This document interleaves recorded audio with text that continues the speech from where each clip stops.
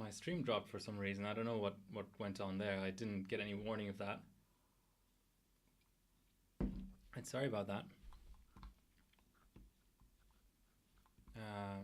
Got to restart my capture device.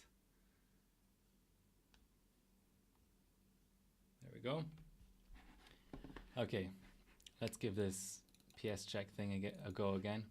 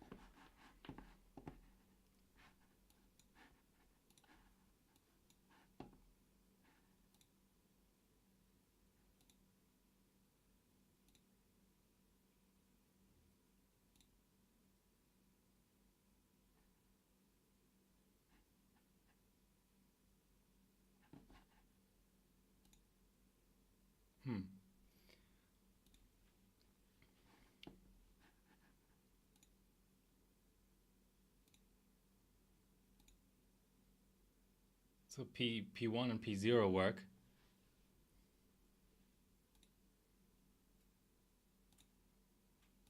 That might be enough.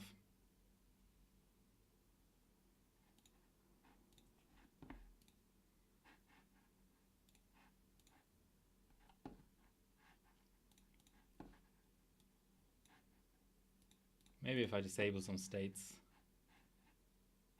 Can't even save. Alright, we'll work around it.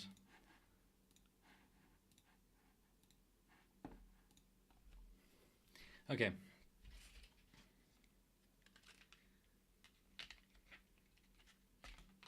My Windows install does that. It keeps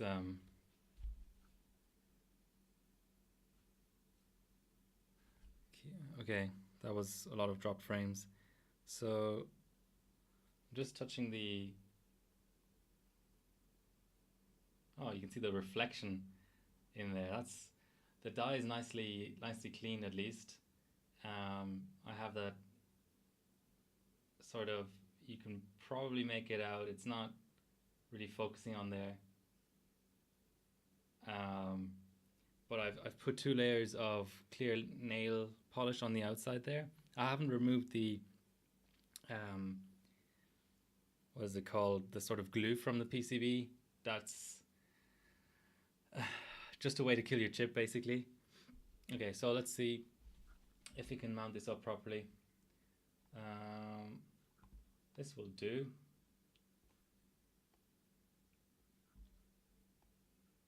Oh, you had FM1. You didn't bench it for Country Cup though, did you? Or sorry, Team Cup.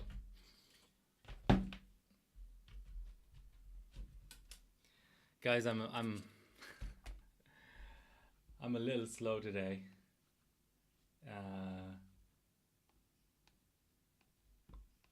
I just can't stand this heat at the moment. It's only the 1st of November, which is really early in spring. All your hardware broke. What hardware broke? But it's only the 1st of November, so I'm just not used to it being this humid this early in the year. I'm drinking like mango spritzer or something to hopefully keep myself hydrated.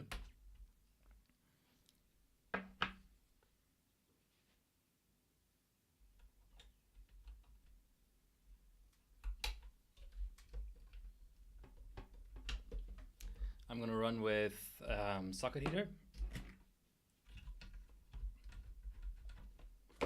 Technically, why is my internet dropping?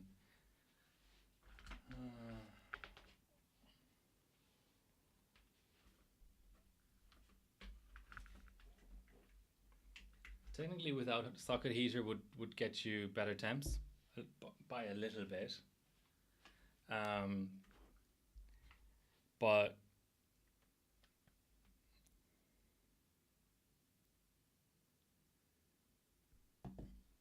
problem with it is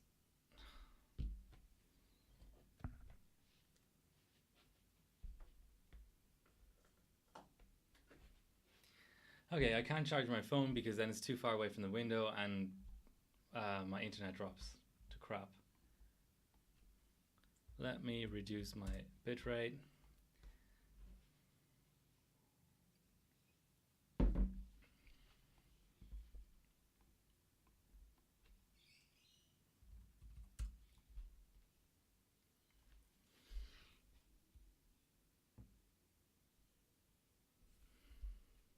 Okay, that's better.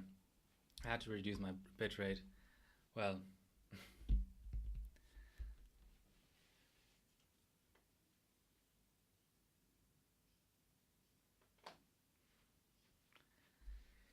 just have to keep an eye on it. Okay, so running without the, as my bitrate drops again.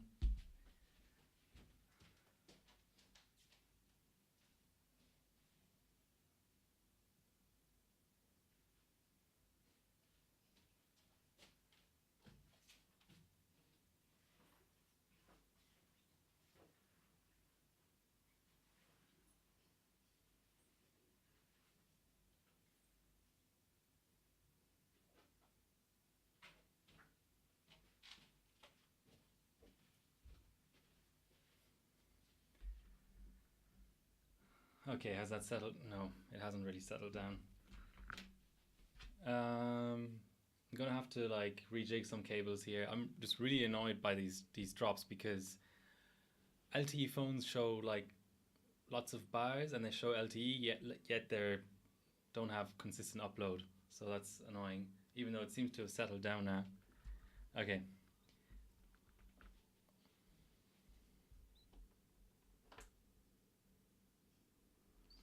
Some parts of County Cork now have 1 gigabyte fibre. Well, that's great.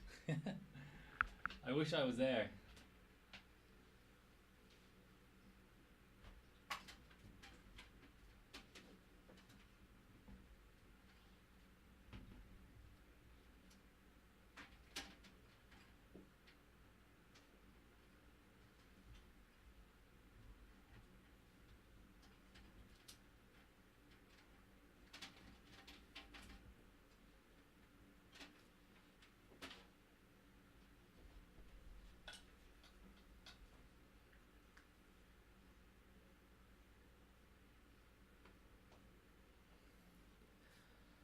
Okay, so my phone is now both located at the window and plugged in, so I hope it doesn't power throttle or TDP throttle or any of that crap anymore. And I've reduced my bitrate. So what I was saying was, it's just, I hope I just get technical issues with the stream rather than the rig. That's usually easier to deal with. Where is my socket heater? Here it is. The socket heater does make full pot temps a little bit hotter. So in theory, there's less of a chance of 8 gigahertz, but it's, you know, negligible. Yeah, less laggy. Yeah, it's kind of weird. I mean, I wouldn't have expected that just uploading would cause so much CPU load on a phone that it throttles in some way, but apparently it does. The good thing about socket heater is it just lets you have a more consistent LN2 session. And since I've never taken this board or this chip cold, I'm gonna just stick with the socket heater. Also, let's see if I can show you. What I usually do is I take out 2 of these rods and I put spare nuts basically on them, so the socket heater sticks to the bottom of the board properly, because there's a gap in between. Usually when the board is on the open bench table, there's a gap between the table and the board, and then the socket heater can fall down, which is fine because eventually you're going to tighten it up again, but it's just nicer this way, especially when doing direct die, which is this is the first time I'm doing LN2 direct die. you don't want any further issues. You want everything to be flat and in place and stay in place so you can mount the pot properly.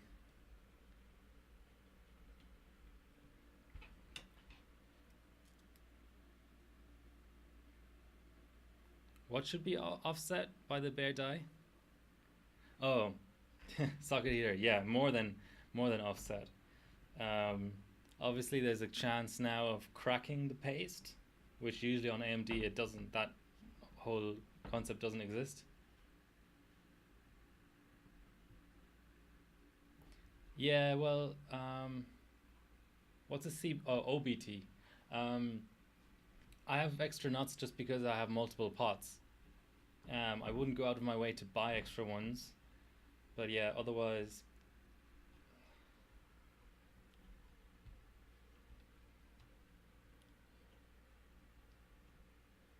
I may just mount everything up here.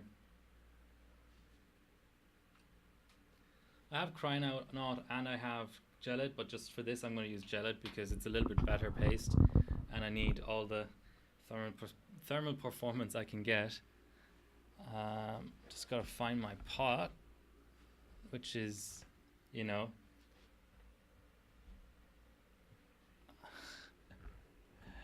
an important part of the puzzle.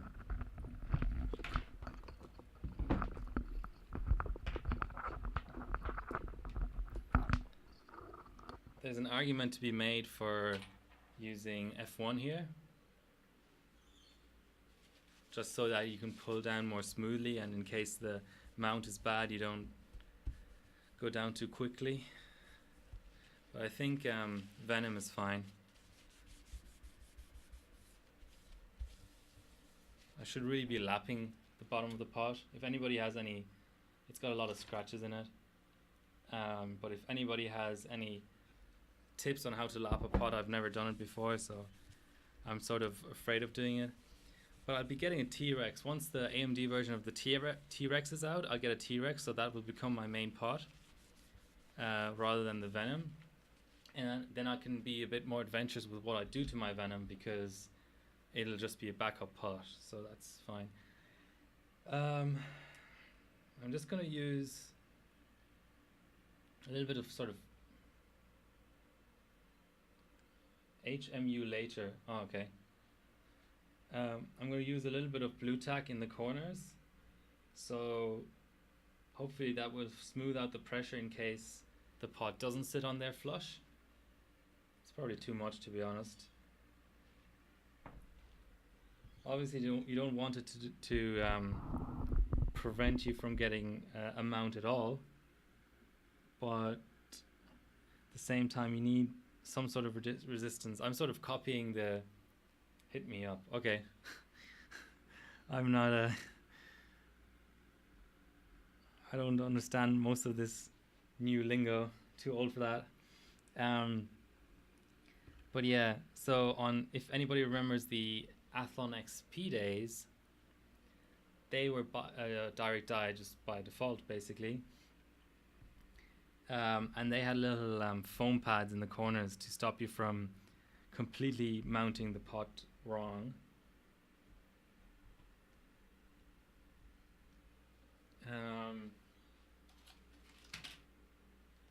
I'm sort of trying to emulate that.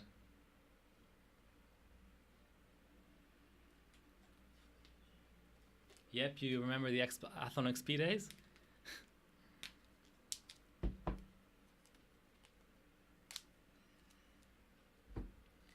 I'm running the heater, so I shouldn't need any masking tape or anything, but I'm just doing it again to, well, one of the reasons is to maybe prevent the chip from coming out with the pot at the end of the session. But to be honest, this is all just speculation. I really don't know what to expect from this direct die session. Screwdriver into motherboards, cracked dies, chipped corners. Is that stuff you've done recently or just... Glad to see you in the stream, Frito. I did want to stream in my regular slot last night, which isn't great for the US because you're either still asleep or just going to sleep.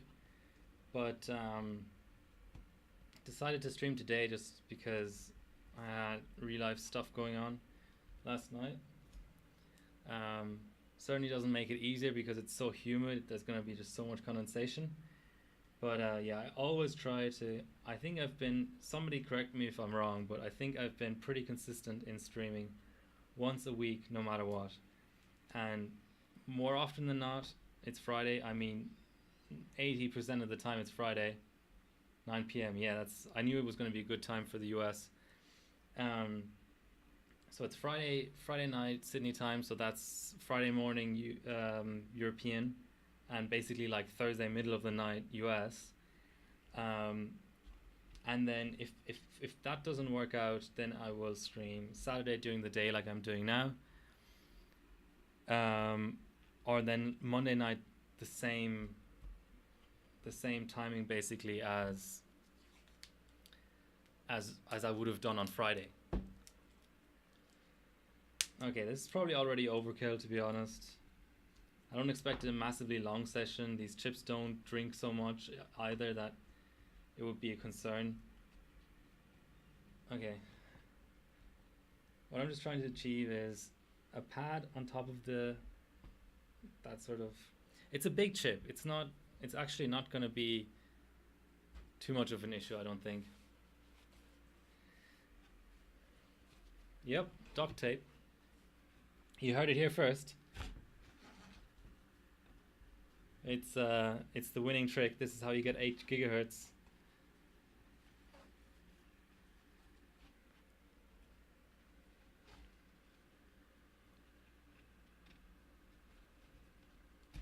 Again, all of this is probably not required at all.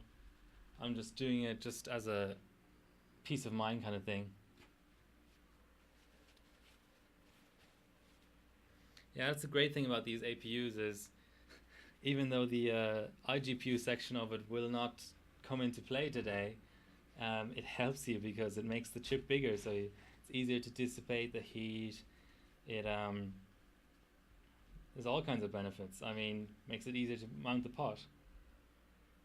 I'm not going to bother with the sides just yet. So I'm usually pretty sloppy for TIM applications, but considering what I'm dealing with here, I'll try and be more careful. I might get my little scrapey tool from Gelid out if I can find it. I thought I'd prepped it, but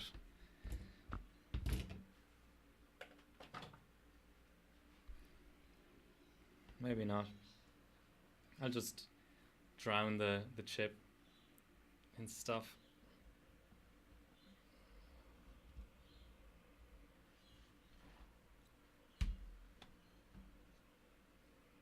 You lost your Kingpin scrapey tool? I didn't even know Kingpin made scrapey tools. So yeah, this isn't Intel where you need to put tons and tons under the IHS. Just trying to get something reasonable on the chip itself.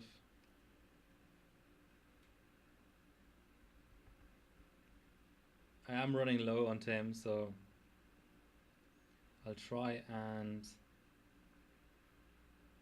make an application that,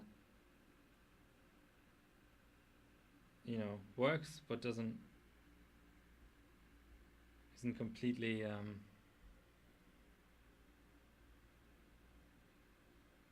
wasting stuff. So what's everybody overclocking now that hey Randy thanks, yes, I try. What's everybody overclocking now that Team Cup is over? Have you left the team yet, Randy? I want my team points back.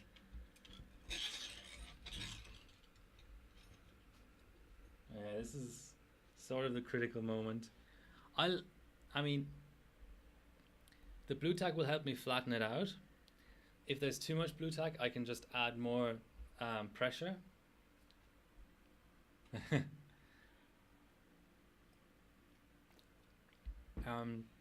Basically, the pot bearing down on the chip a little bit, as long as it's even pressure, it won't be a big deal. the pod being too far away from the chip will be a big deal.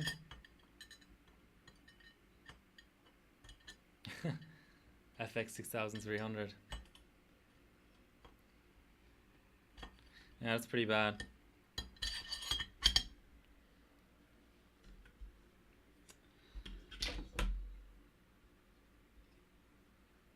I have no idea whether this will clock well, actually, to be completely honest about it.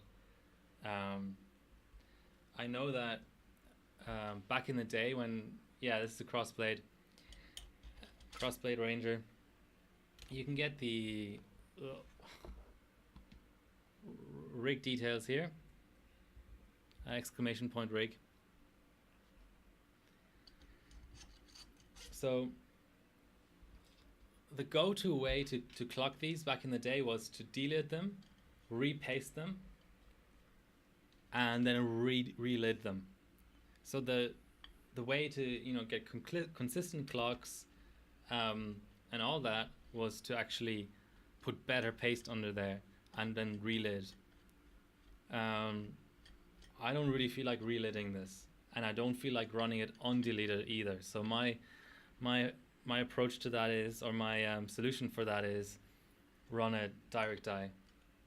Like I say, I don't think this will necessarily clock better, but I didn't want to waste LN2 on an undeleted chip, where you're always wondering whether it would have ran better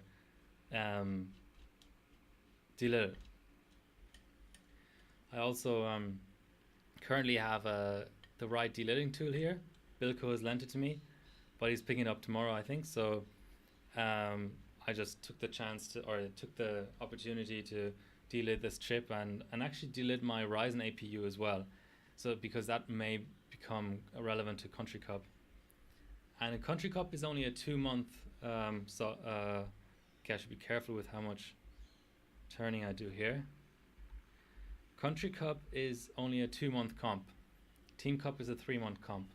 So it might sound ridiculous. I mean, Country Cup, the competition page will only go live today, but those 2 months, especially because it's leading up to Christmas and stuff, they'll go quickly. So I need to get started early. Good to, I don't know if anybody caught Dr. Weeze's stream, but good to see him streaming again. I know he has 2 little kids and stuff. It's really challenging, but obviously he did find the time and motivation to first of all enter GOC, and secondly stream his prep. So that's good.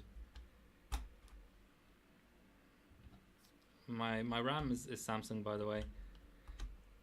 This this platform can BCLK quite a bit, and the top memory multiplier is 2400.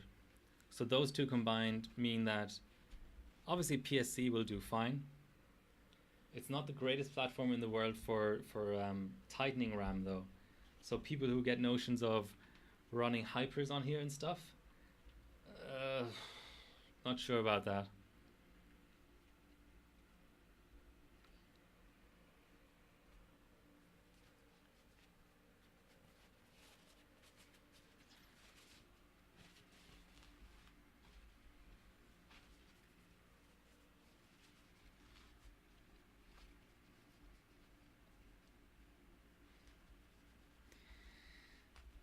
Yeah, Randy, you're number one.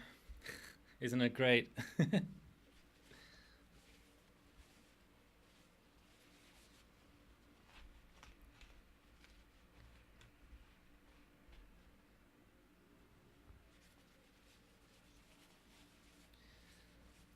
I've started wrapping the outsides of these pots as well. Where are all my rubber bands?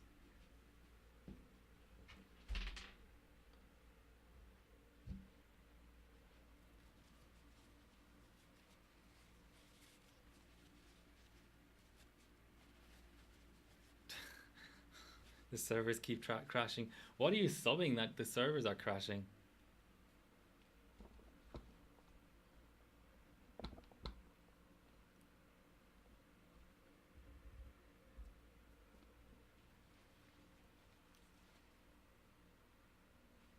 Three sheets, yeah.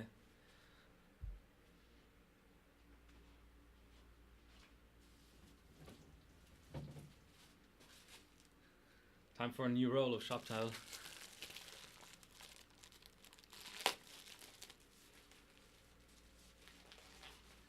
Okay, the internet is not in great nick.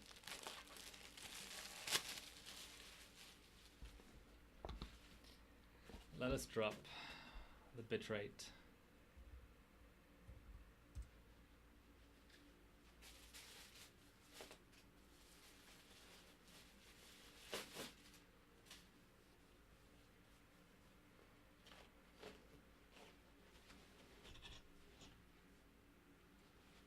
Three sheets.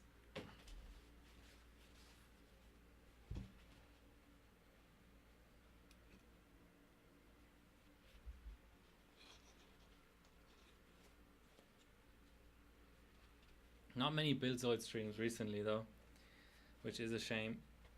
He went to that event and stuff, but he's gone from occasionally streaming to almost sort of semi-retirement at this point. Just making YouTube videos, which is fine. Somebody has to fill that niche as well, not niche, that segment as well.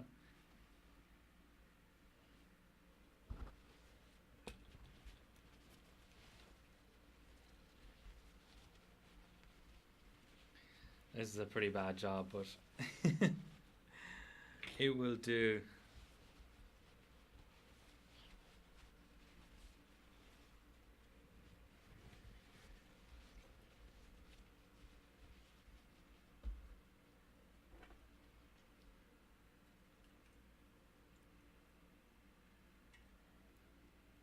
You're one sheet. Well, it is sort of like 4 a.m. or something where you are, Lord Nichols, so I can understand you being a bit confused about what you are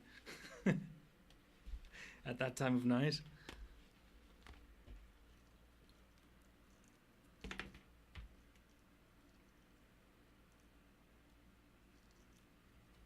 Now, I can't wrap it too tight because I still want to be able to potentially readjust the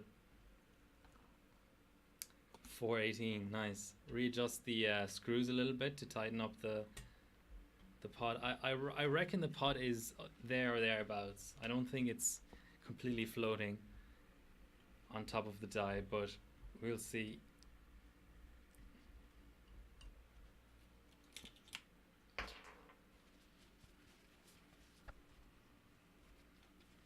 Not sure there's much point in insulating the RAM. The RAM likes cold anyway. Samsung does scale with cold a little bit. Just need to keep it dry, I suppose. Alright, we're just about good to go. I'm going to use the desk fan instead of attaching here. It works well. It will give me some VRM airflow as well. Yep.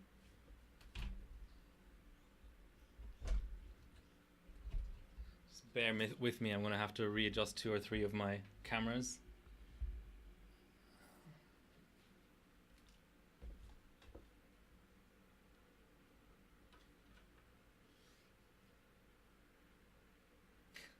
Well, that's meta. You can see the stream on the stream now. Not anymore though. Okay, so SATA drive. Hook up the temp probe. I've started running my socket heater a little bit early these days. It sounds counterintuitive because you want low temps, but it actually helps make sure that the socket heater doesn't get overwhelmed by the cold by giving it a head start.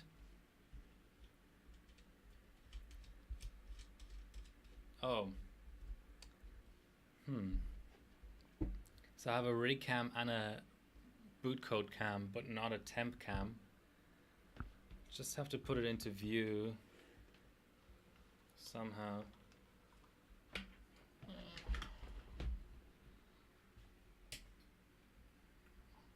I mean, it will be full pot anyway, so nothing too exciting. Okay, that's very reasonable.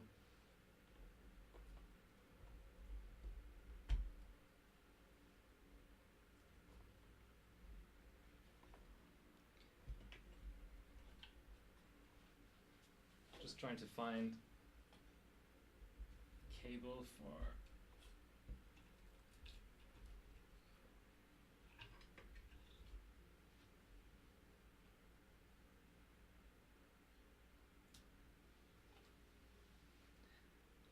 Okay, socket heater is on already. I run it on a separate power supply. I think that's one of the best things you can ever do is run your heater and fans and everything on a separate power supply. It saves you so much heartache. Okay.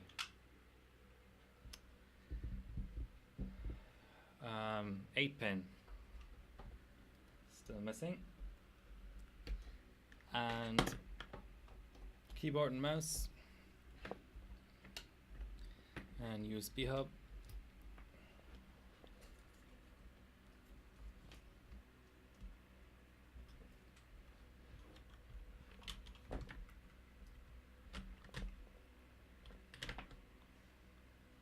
Alright. So see how we're looking. Crash capture card.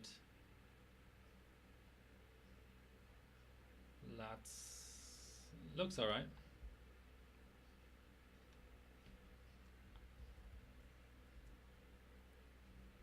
Okay, let's go.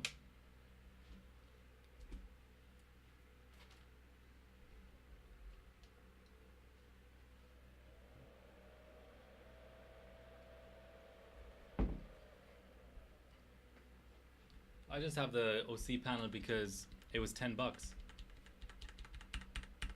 and it's an accurate thermometer. That's all I use it for.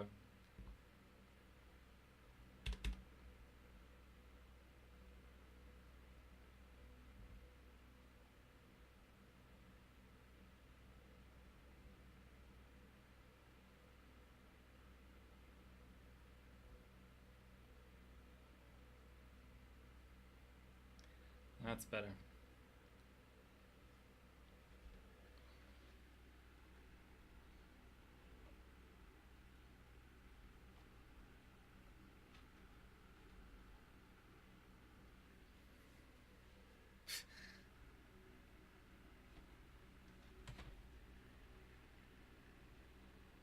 Alright, that's not terrible. It's not great, but yeah, I will turn off CPU fan monitoring. Of course.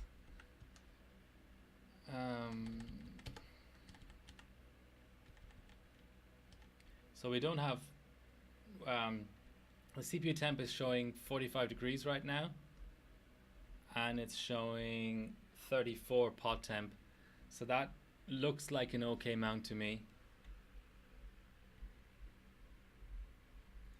It doesn't hurt to just screw it down a little bit more, but I think we'll be alright.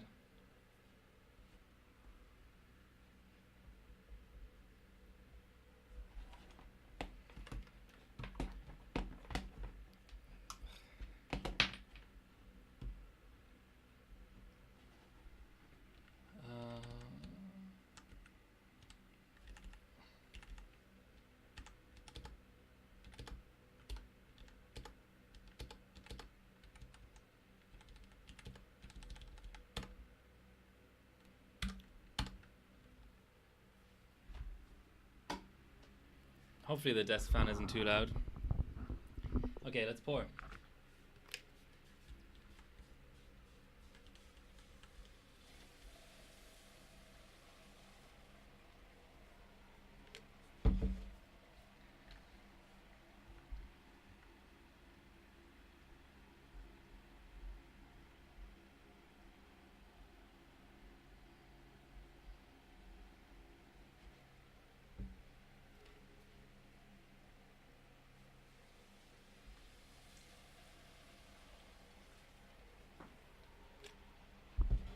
Temps are slowly dropping, but I'm just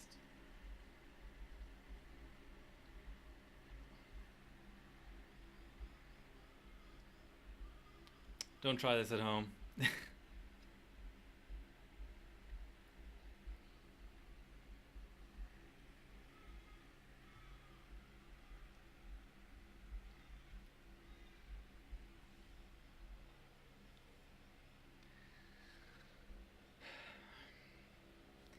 Yeah, now we've got a little bit of a problem.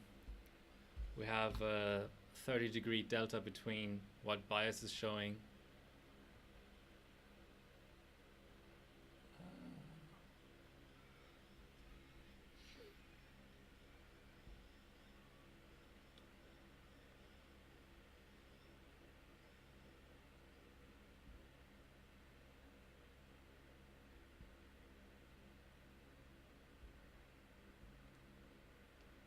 Maybe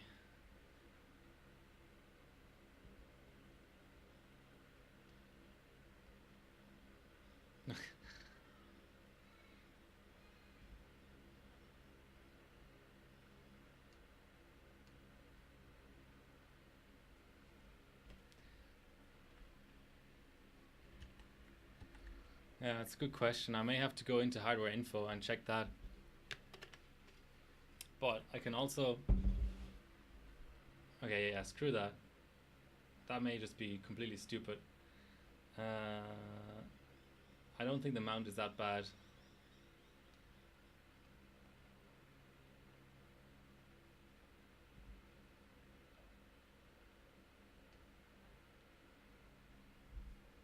Into monitor. Yeah. Not great.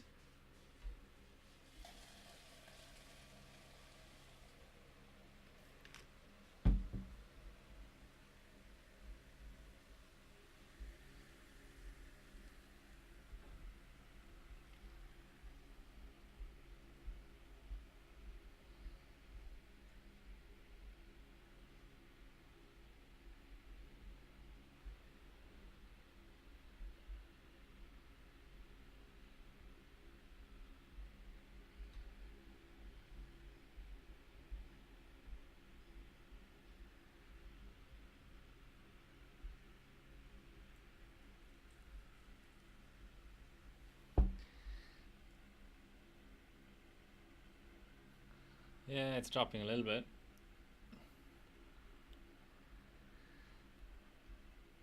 I'm trying not to waste time remounting, but I'm also trying not to kill the chip.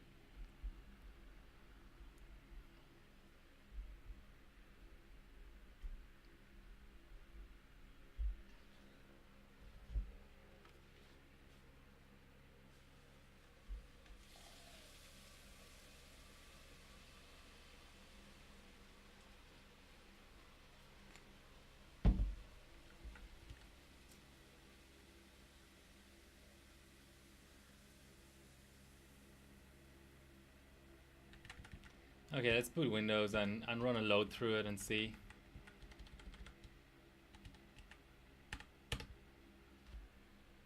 Who knows? Maybe it's just bias. AOD.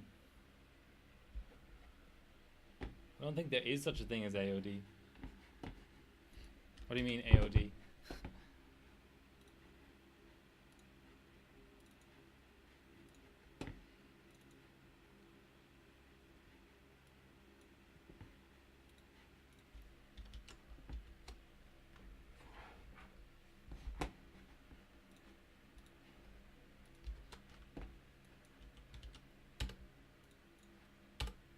This Windows install is a little bit borked. Sometimes AMD Overdrive, does that work on FM2?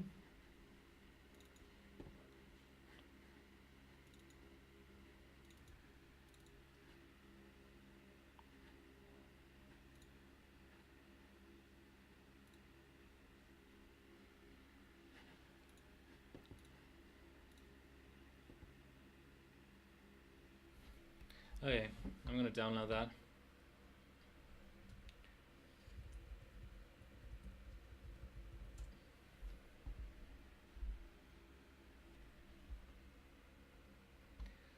Good tip.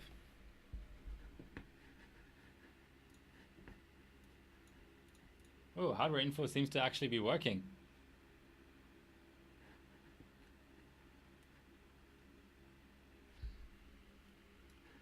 So apparently the motherboard is at 100 degrees. I doubt that. I kind of doubt that. Where's our CPU temps? CPU package is at 0. Okay. Any particular version of Overdrive? Just checking that the socket heater, yeah, socket heater is good.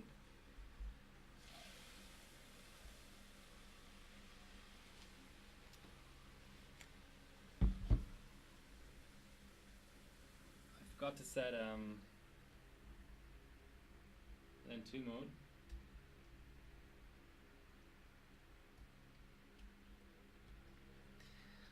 There is an LN2 mode jumper. I suspect it's just for voltages, but it's good to have it on.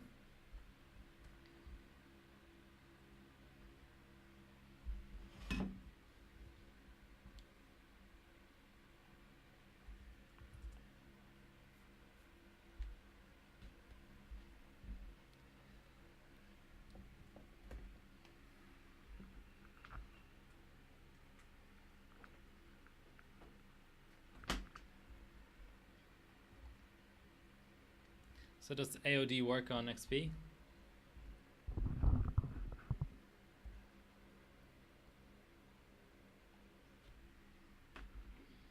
Let's find out.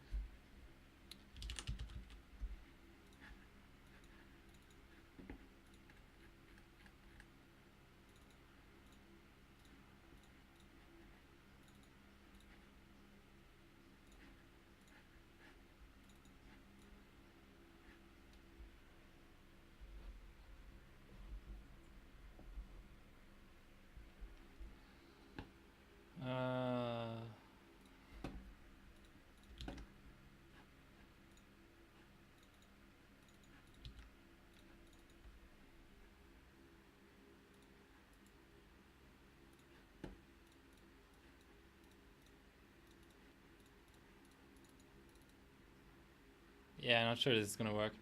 Let's just run a load through it and see what happens. And what better load is there than W prime?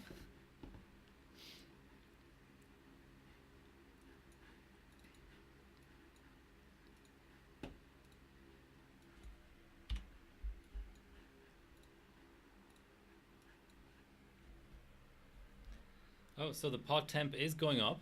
That's really good. That's a really good sign. And quite fast.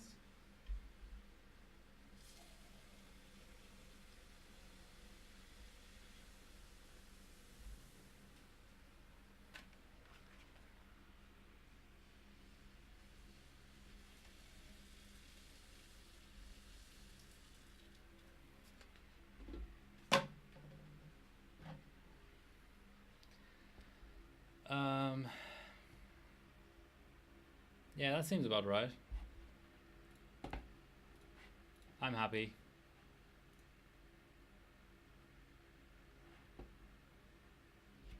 It would still be weird that the socket temp is so high. It must just be a bugged probe or something. Okay, let's start it off at, well, let's go full pod.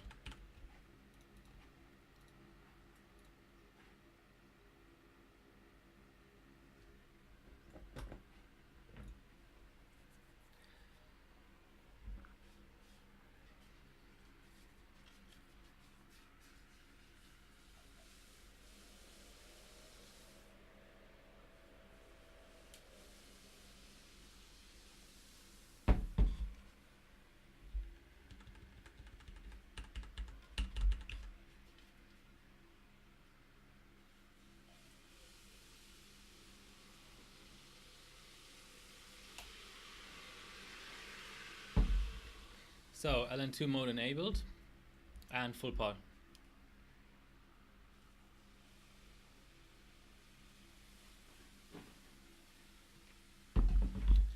And now let's go 1.7 volts.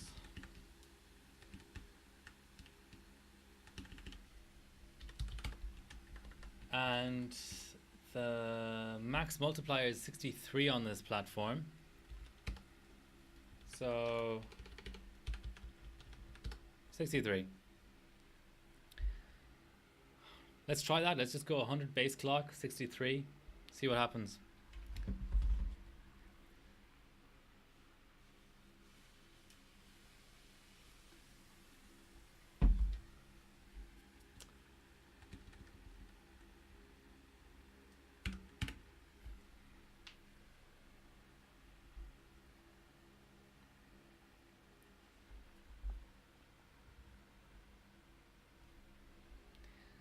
$25. All right.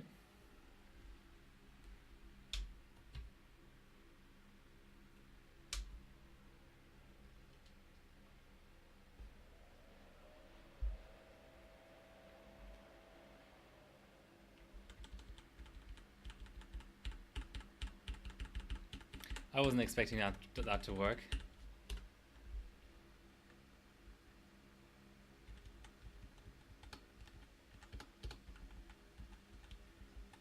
Let's go 50.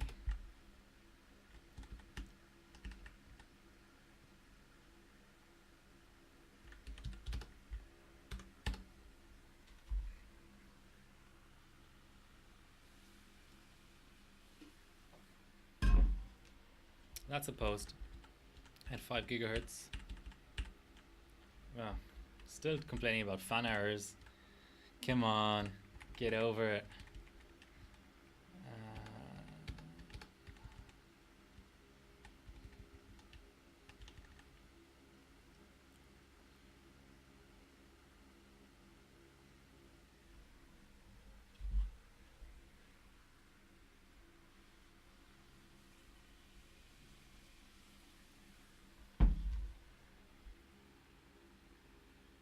PLLs.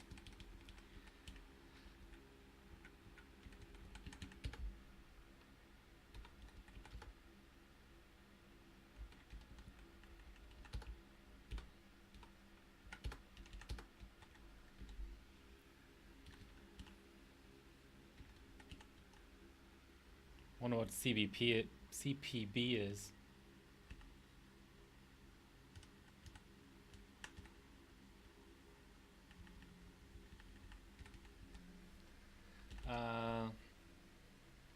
It says APU frequency, but it's actually the BCLK. So let's go up 10.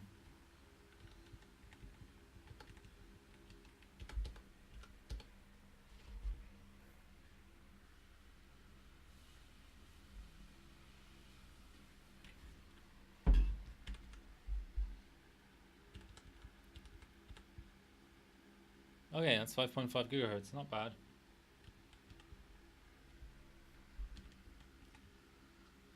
Not sure where the PLL even is here.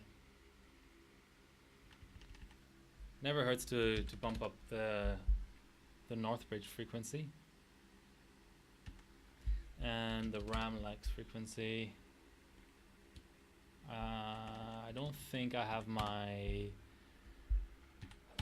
LLC set. Let's go for that.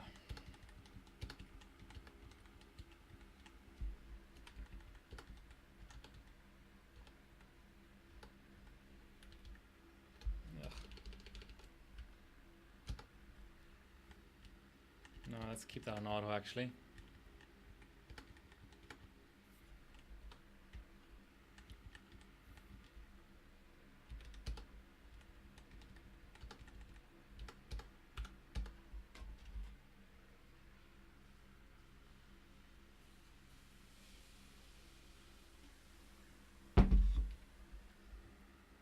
$9C is a post. For reference, $9C is good on this board. So what I was basically trying to say with 63 being the max mult is you can't do without BCLK. You've got to have BCLK in there to have a shot at 8 gigahertz. So that's 6. I'll save that for reference, just so I know that I can do 120.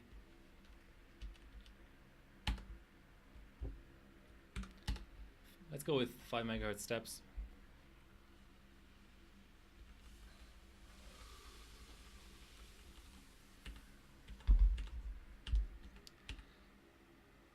$66, that's fine.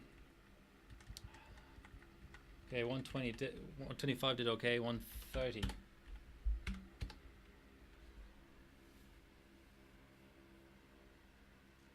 This is not going terribly.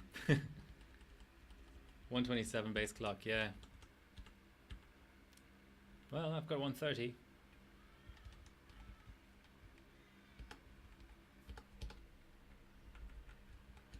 One, 3, 5. Yeah, let's go 135.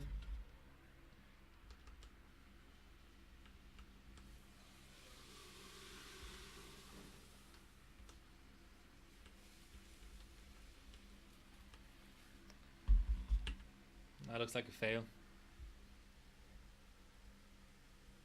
Let's retry it once.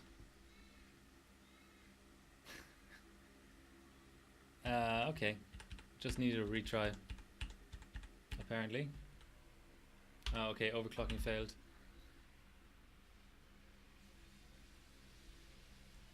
I think 130 will be fine. Let's go back there, but also bump up Northbridge.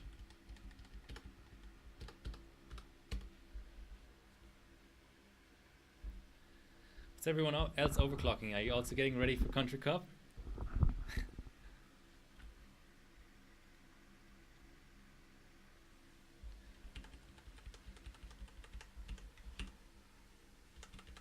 Oh, it's booting Windows. Or attempting to.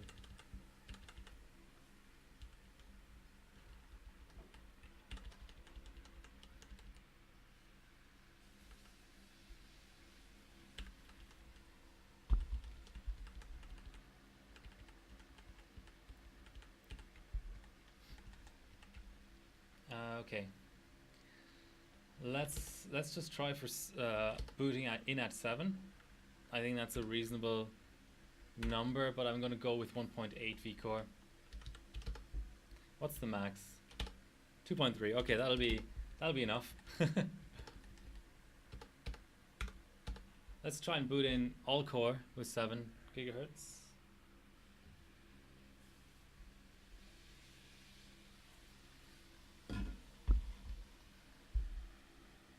$79.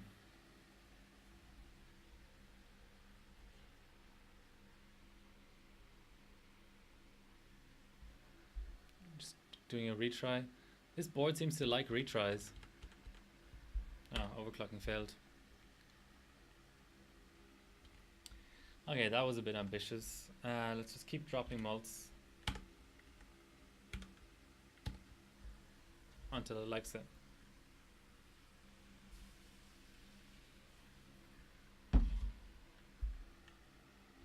Okay, seems to like that multiplier. Nah, not really. Close. Close but no cigar.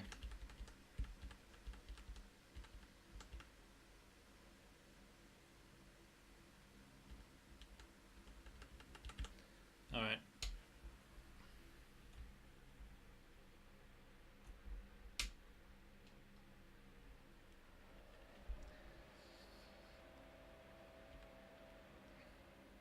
That's a post.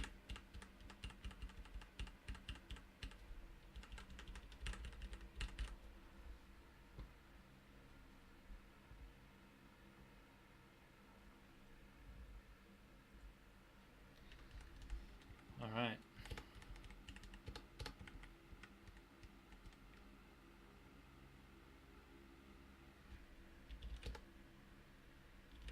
Let's try 52 next.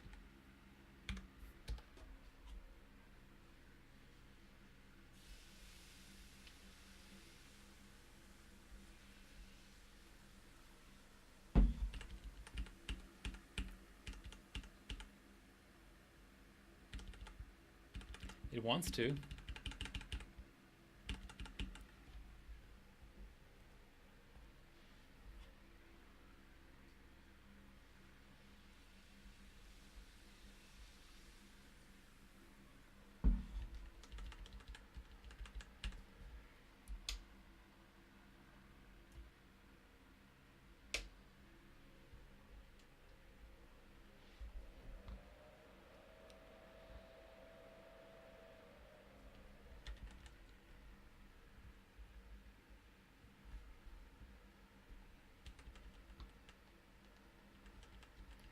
That's better.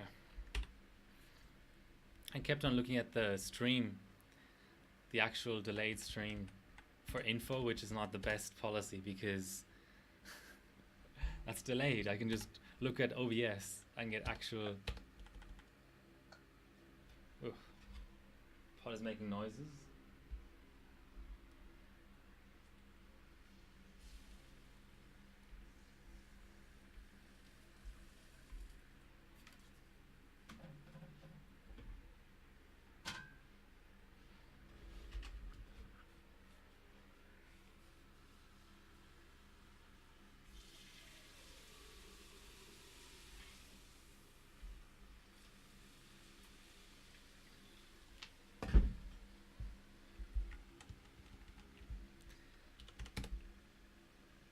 $6.5.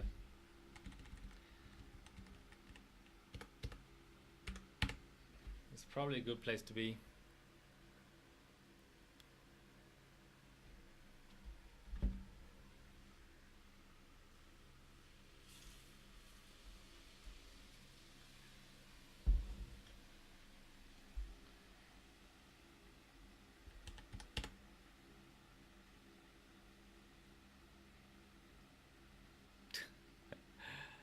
Tasty. Why am I benching with my clothes on? It's not that hot in Sydney. Okay.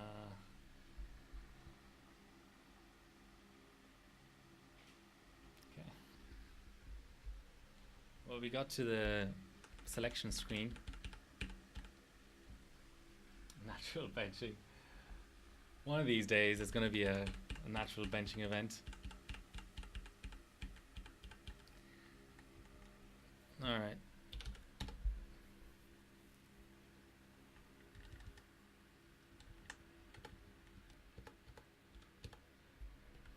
I'll just keep dropping mults until I can get into OS.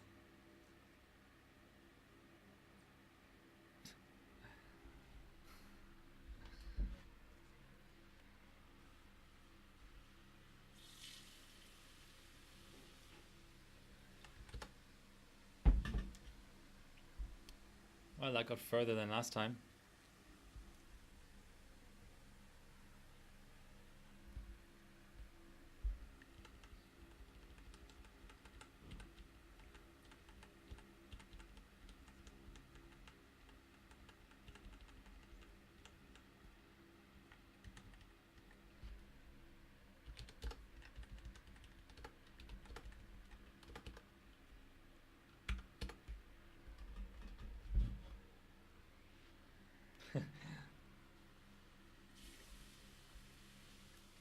Yep, I think it needs some more voltage somewhere.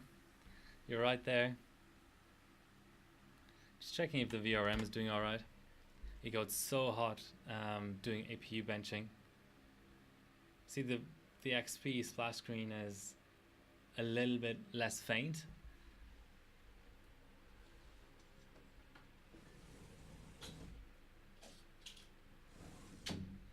Which to me is an indication that we're getting close.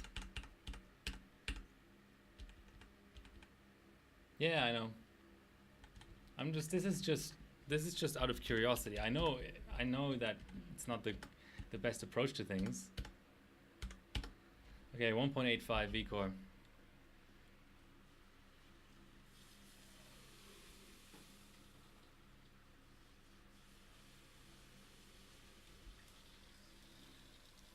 CPU over voltage error. Do I look like I give a fuck?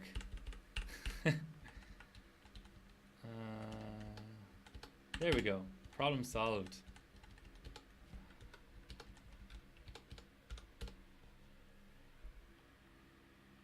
Now I'm joshing it.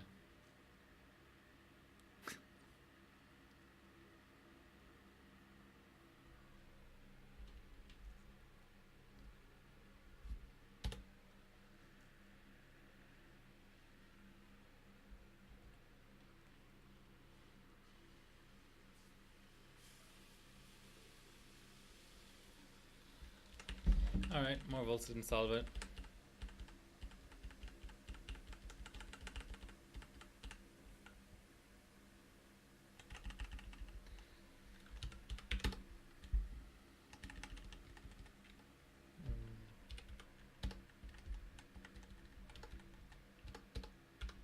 Could just be one bad core or whatever.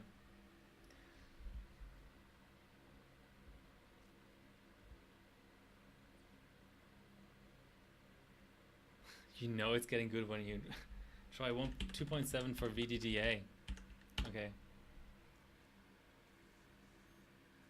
No, that's a post.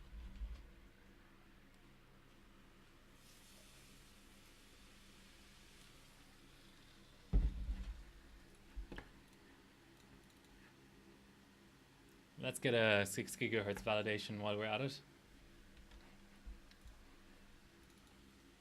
Ugh, need to rename this.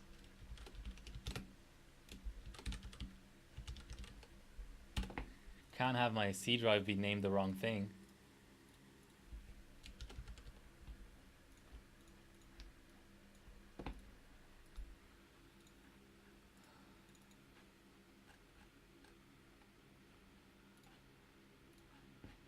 What am I doing?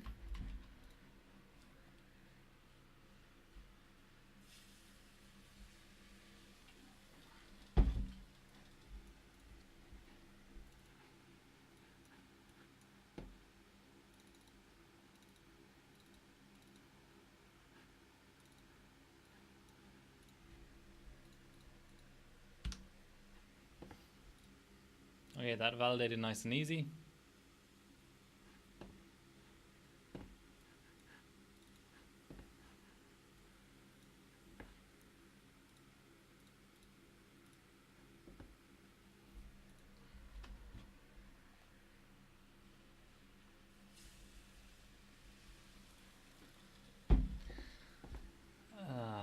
Let's try and go through a little bit of core binning here.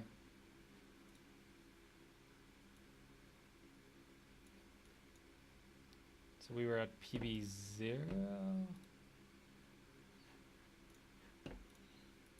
Yeah, P0 is the one we want to use for validation. So let's edit P0. P0. Fid.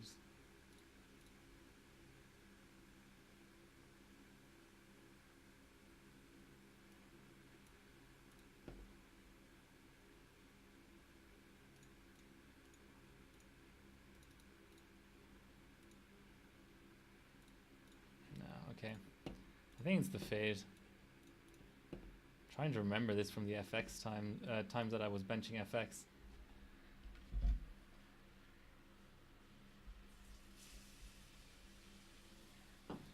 It shows 4.7 because it doesn't take into account BCLK.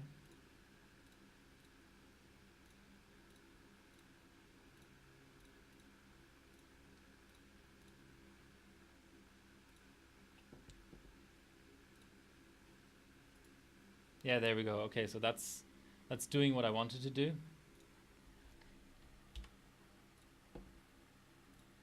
And that's validated. Okay. 6.5 is decent. As I'm dropping frames again.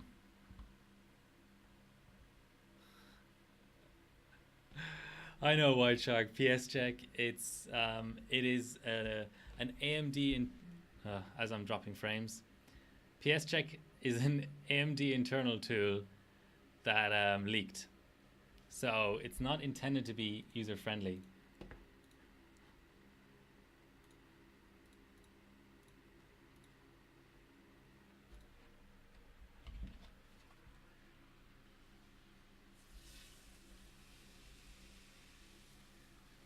Okay, let's grab a file here. almost 6.8. That's totally cool.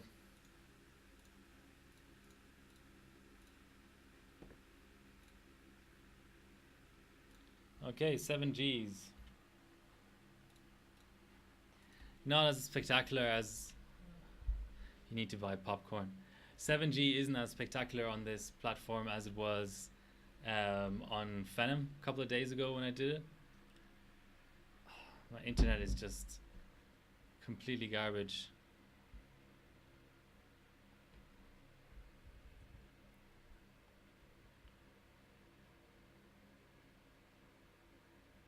Okay. Trying to drop.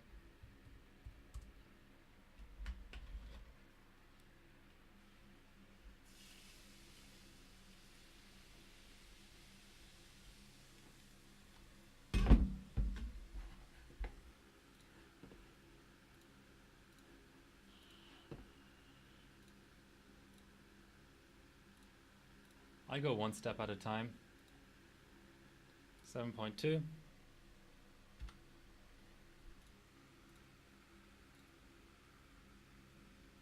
Actually, I'll just grab the file.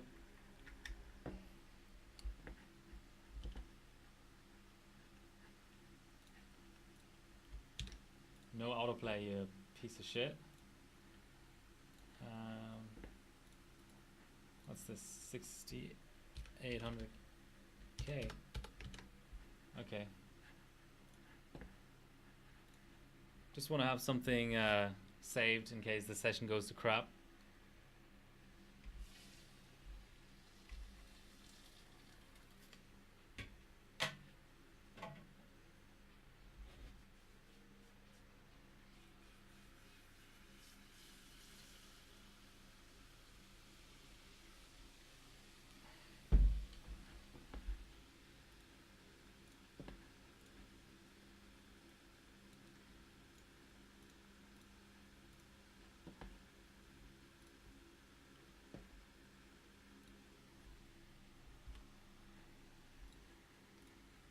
Seven 7.3.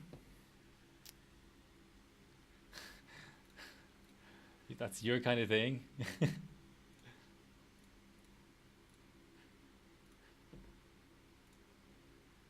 7.4. And it's a hang. Okay.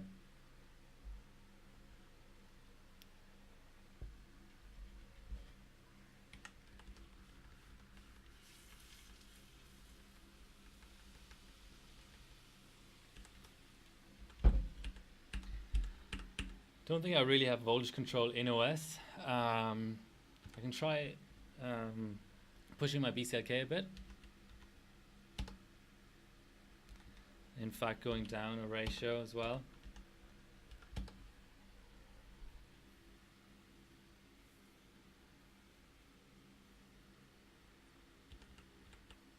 Okay, that's a post.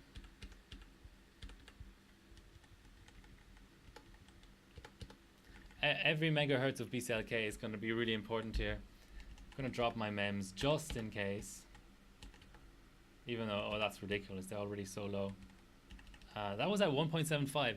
7.4 gigahertz on a random core at 1.75 is very promising.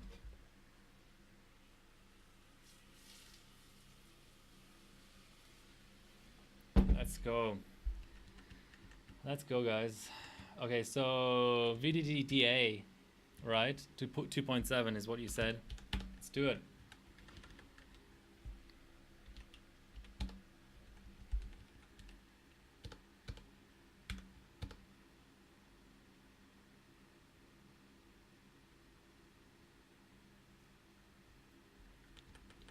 Who said anything about cracks? There's no cracking here. This is direct die. This is like the best thing ever. What are we even talking about? Why are we even talking about cracks here? Come on. Okay, I think I already saved it, but 133.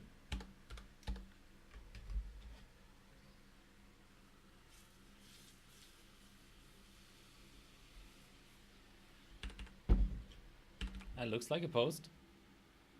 It is a post.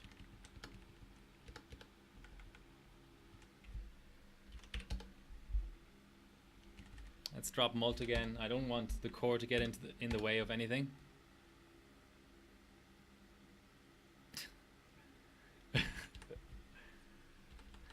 Lord Nickel, the APU voltage is good for clocking the APU. I know because I did that for for Team Cup. 134. Let's go 135. And then of course we need to boot into OS as well.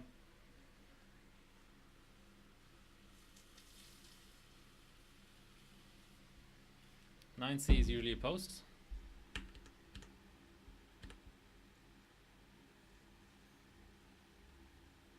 Okay, I'm gonna grab a reference frequency validation just because I can. Fuck autoplay. You can go fuck yourself. Jeez. Piece of shit.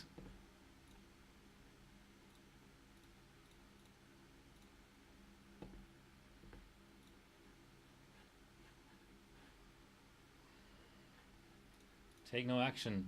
That's what I want from autoplay, is just take no action.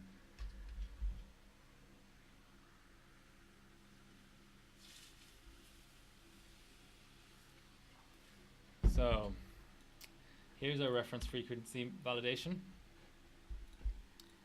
I'm going to rename it because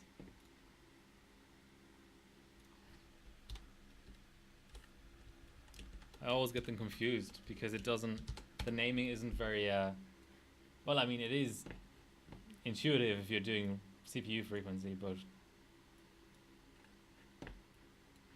okay, let's go same core.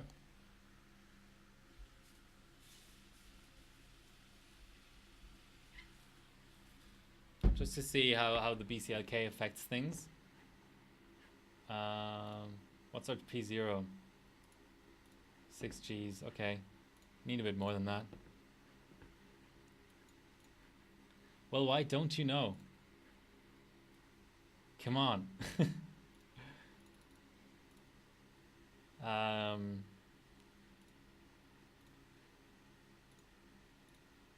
Why can't I save? God damn it. This too is junk. Here we go. You need to select everything first.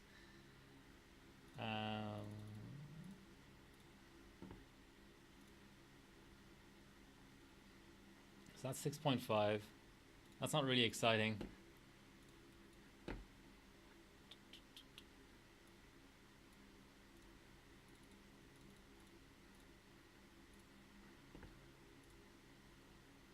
That's 7.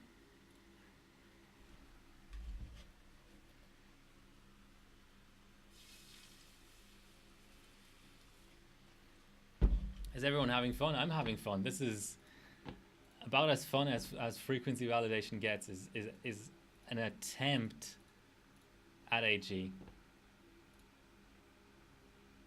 That's an extra 9 megahertz. I'll take it. I'll take it, guys. Okay, let's go one multiplier at a time.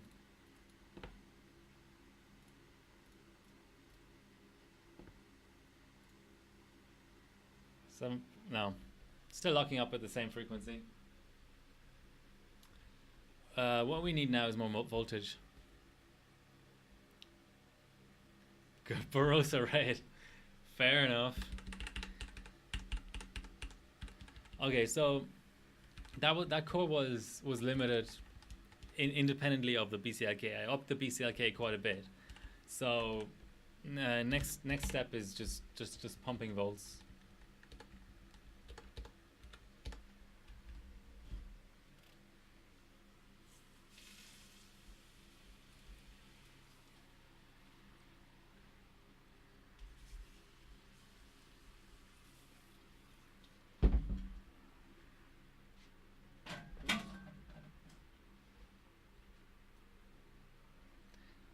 Didn't seem to like that. Maybe that's too much. Let's go.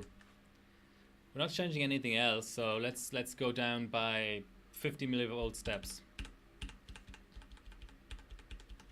Keep the LN2 flowing.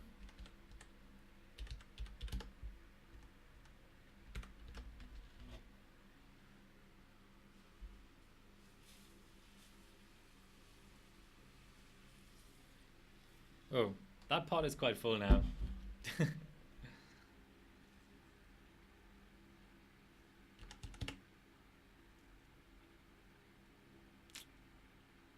No, it doesn't. It doesn't like the high volts. Either that, or I've degraded it forever, which would be a shame. Yeah, I could go less cores, but I want to core bin all 4 cores. Okay, let's go 1.8.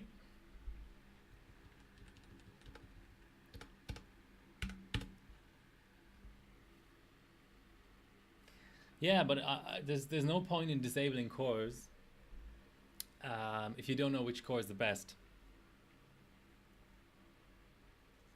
I also need to find the best core for SuperPi 32. And you can't do that with cores disabled. That's close to a post. Or a boot. Alright, I'm going to go back to 1.75. And I'm going to check the other 4 cores. Even though core 0 is usually just a waste of time. Because that's where the OS is and some other factors.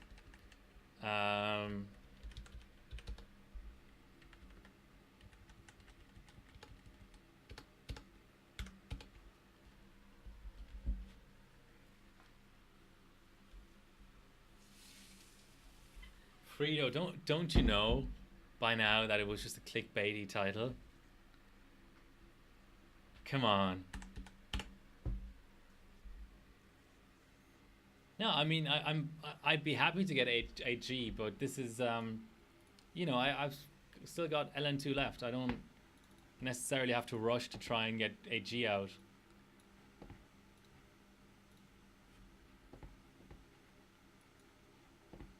Ooh. This is trippy.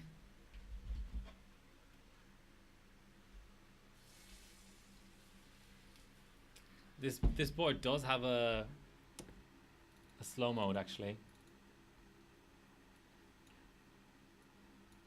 No.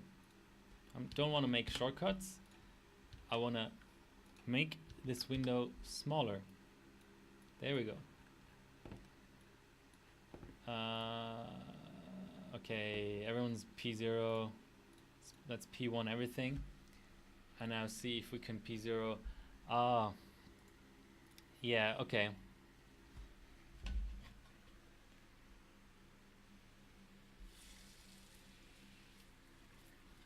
I forgot about the fact that these are kind of a little bit like CCXs. So I'm essentially gonna be clocking CCX 1 now. Okay, that's fine. I can work with that. No worries, boys and girls. We can do this. That's a 6.7.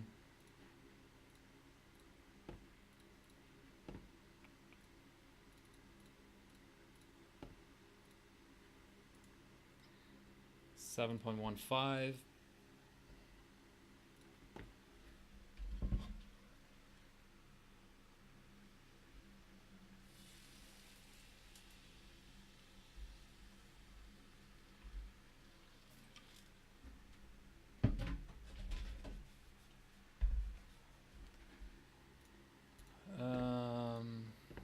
Let us see.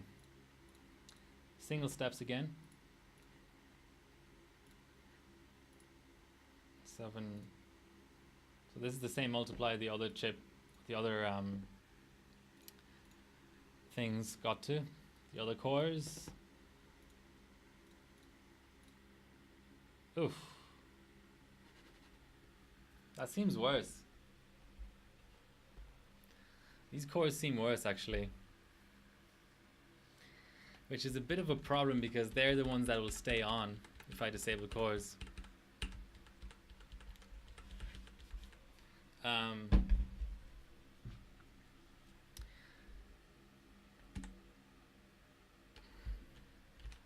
Let's try more BCLK.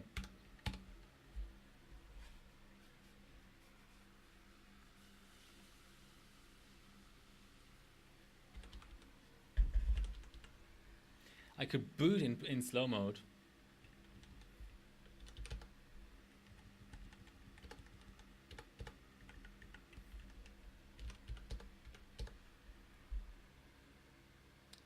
I could actually set slow mode on the motherboard. Certainly an option.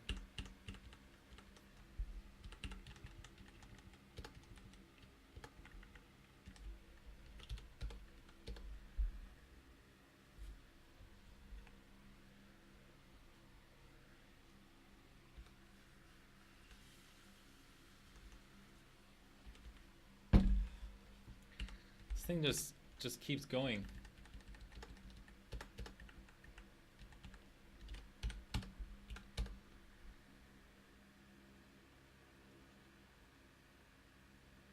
In terms of BCLK at least.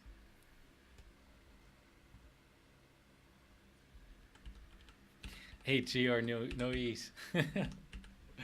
Very nice.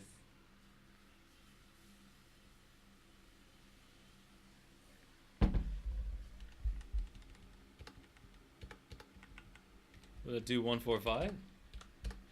Who knows? Setting the minor voltages seems to have really helped the BCLK side of things. Gotta watch my mult though.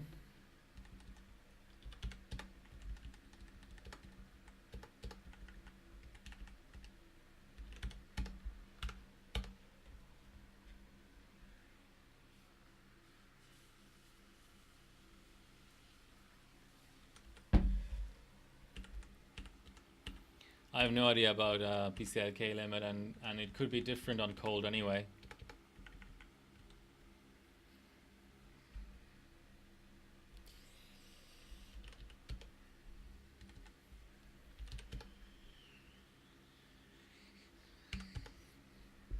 I've got to get more LN2 in a minute. Just trying to decide whether I do another run all core now and then get LN2. This is just a little bit daft.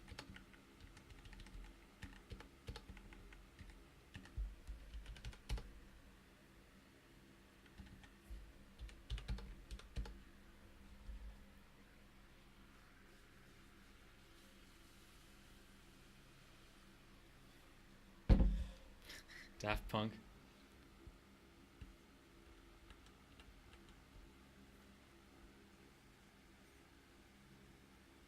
Okay, let's do a run of swords here. Fucking jeez. Okay, I'm gonna just pull out the USB. I'm just gonna pull out. That's what I'm gonna say. Like, that's what I'm doing now. I just pulled out because clearly things weren't working out. Alright, let's get BCLK submission out.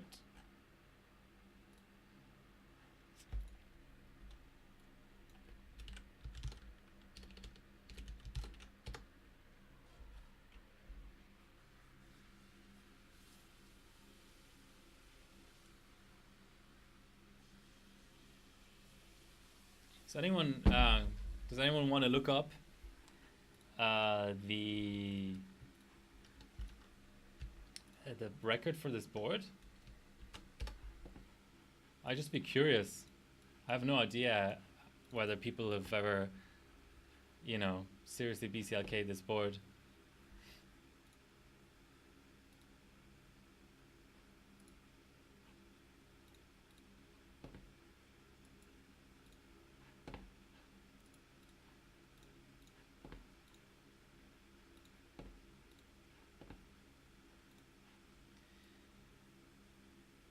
Okay, let's see. Gotta be careful because we have so much BCLK. Yeah, that's already 6G. It's a crossblade Ranger. Okay, 180 is achievable. How many hardware points is it?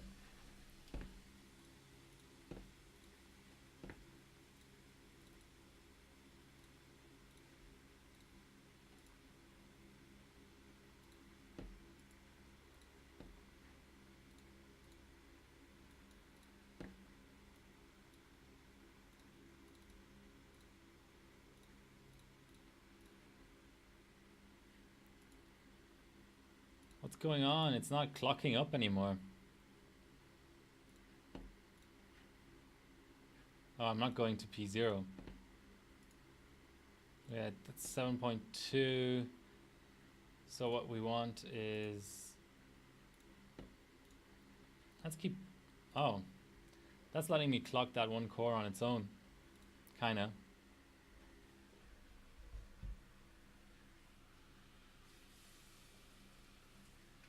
Let's go up one more multiplier.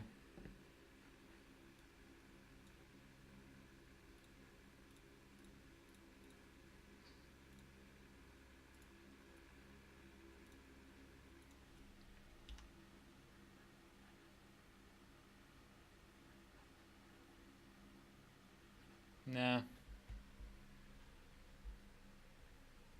Alright, I'm gonna go down to one core and have a look. Well, no. What I'm gonna do first is turn on slow mode and up the V-core.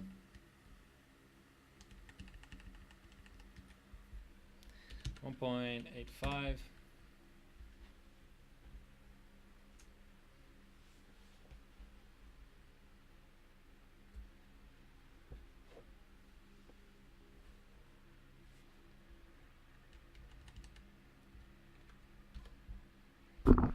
Oops. Sorry about that. I woke up a few people there. Let's see how we go.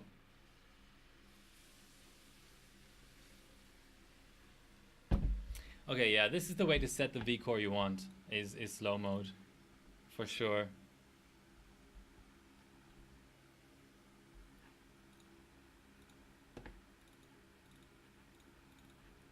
Oh, the 7.4-ish actually saved. We'll have to see if it's corrupted or not.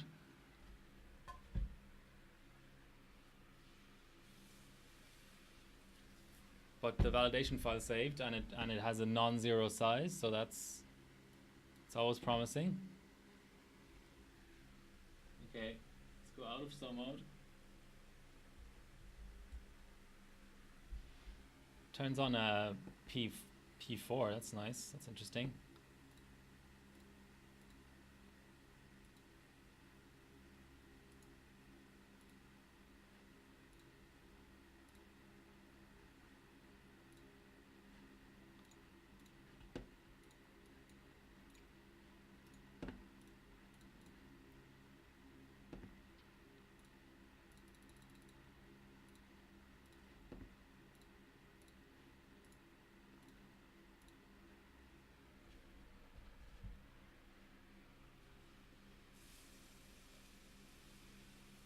This is my last bit of LN2. I'll just try and push this and then get some more.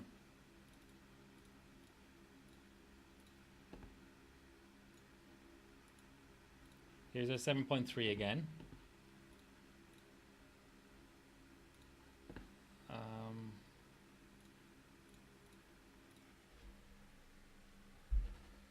Not sure why it hangs on that step.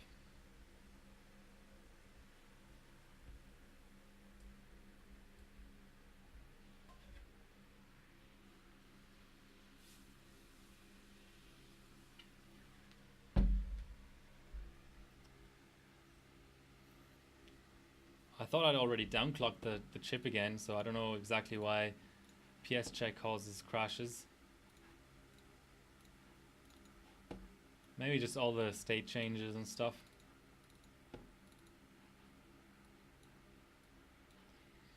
Okay, let's go out of slow mode.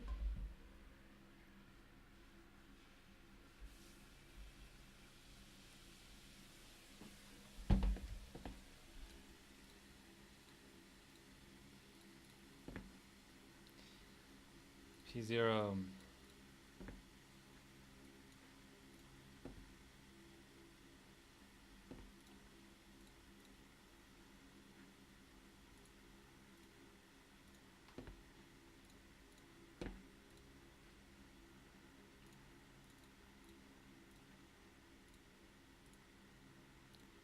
That's our favorite again. Okay, we're all nicely in P1 here. This is where it crashed last time. Let's try to go up one more mult. Actually, for reference, 38. Okay, that's not a very high mult.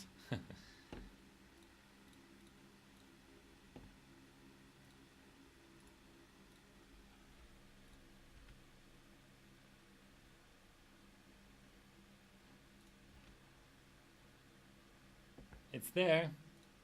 7.5.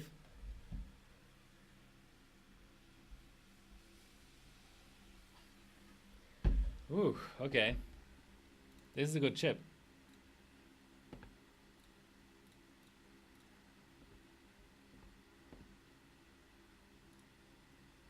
It didn't crash. 7.7 validated at 1.85.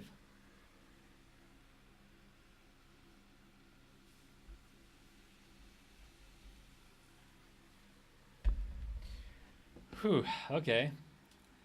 Things are getting serious now.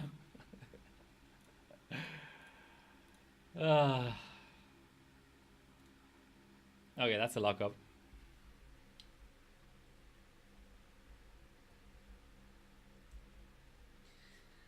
Let me just empty out my Dure. This might take a couple of minutes. I'll set the system in slow mode in BIOS so it'll be ready to go. Whew.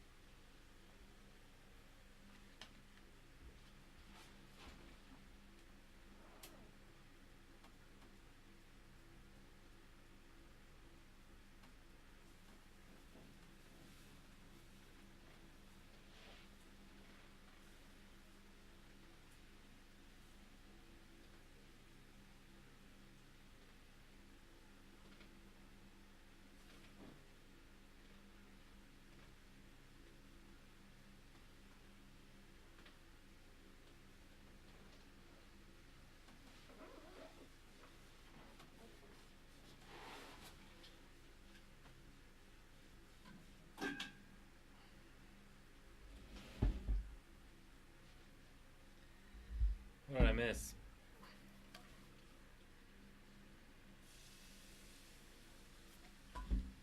Just one more.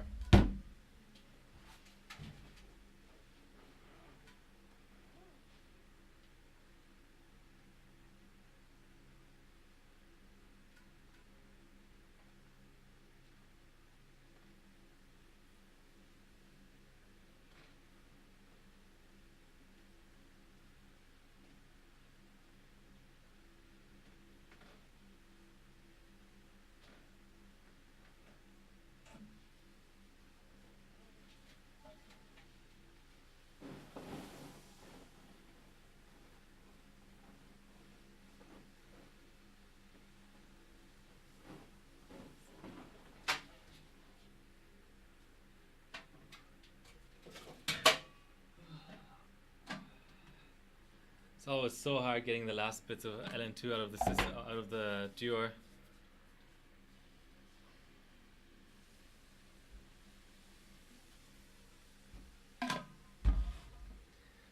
Alright, what are we doing? Down coring or more V-core?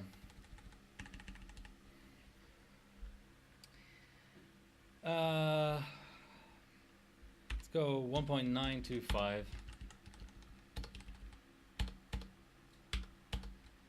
It's a nice round number, isn't it?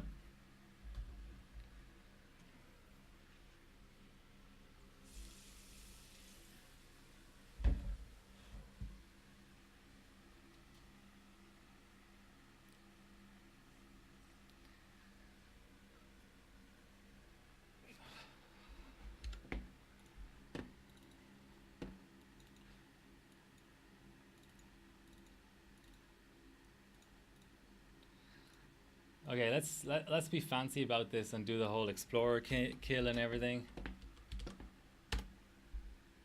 Oh, that'll be fine.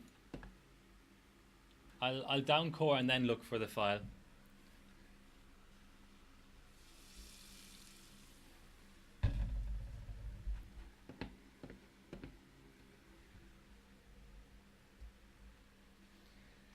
Slow mode is off.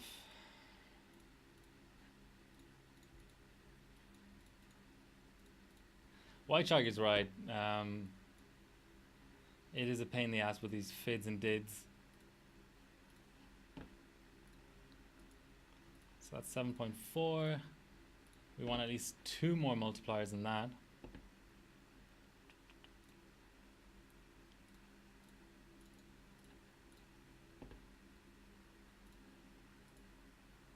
$7.3.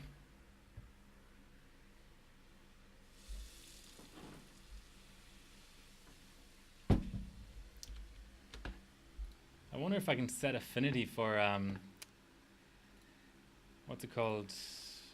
PS check.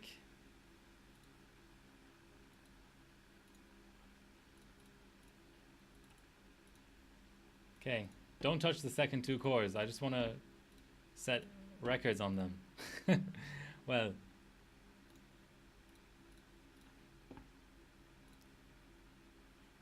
nope, that's not what I wanted. I wanted a single core. Okay. Fuck.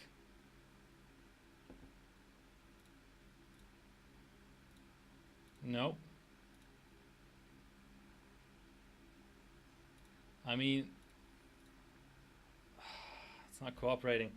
Yeah, okay. I think I know.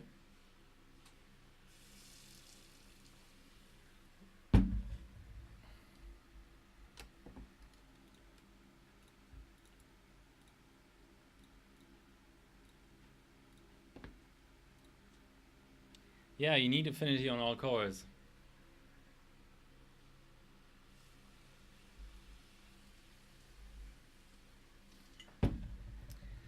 Okay, that's fine. Okay, so that was 7.5. I don't even know what my last validation was. So maybe I do need my Explorer open.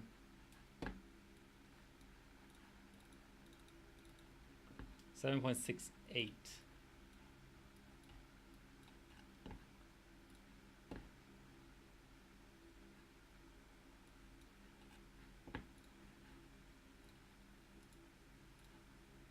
So that will be the next multiplier up.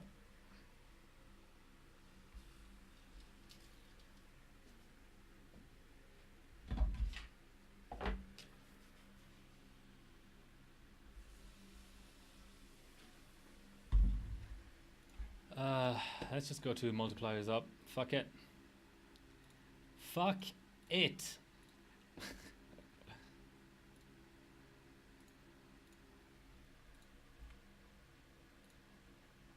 Did that validate?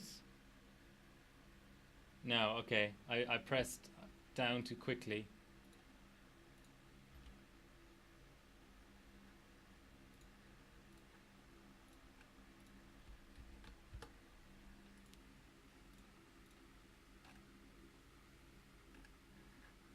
I'm gonna have to keep it there.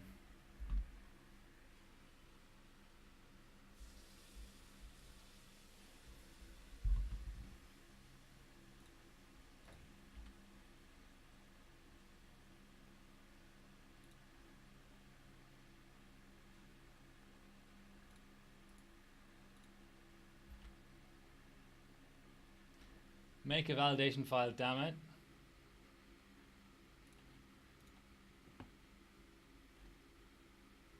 Nope. Okay, let's do it like this.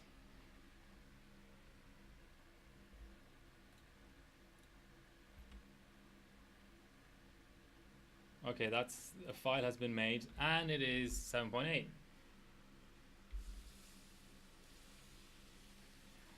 Doesn't look like the next multiplier up is actually going to get us to 8, but if it's stable.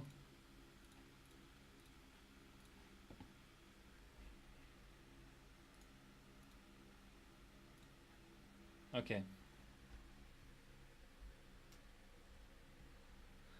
Let's start looking into core disabling.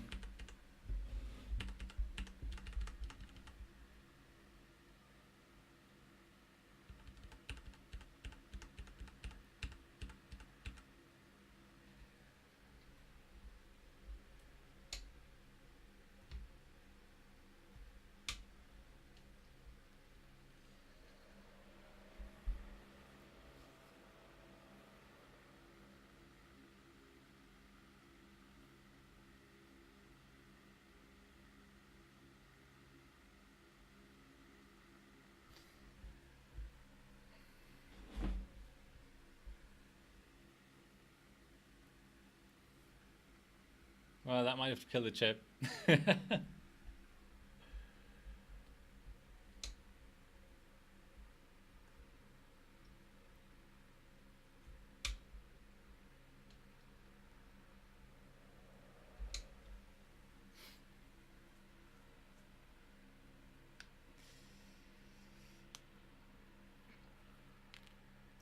Well, I got a good file out of it.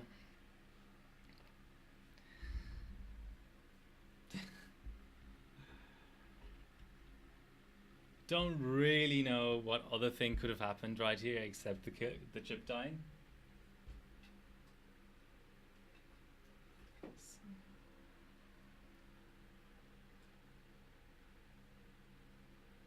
Just gonna get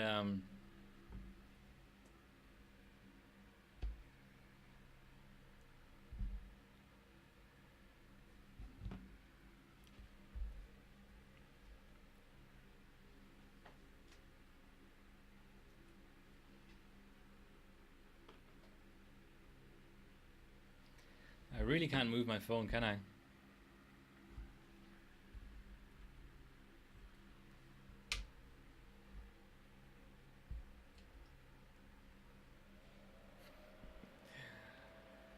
Okay, fair enough. I did go above 1.9 volts.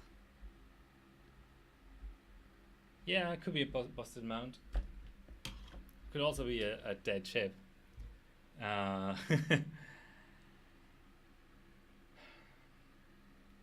Alright, I've got to be at a birthday in like 2 hours time. I have a really awkward amount of LN2 left. I really don't know what to do with it. It's sort of 2 thermoses, which is sort of a pull down and validation, and that's it.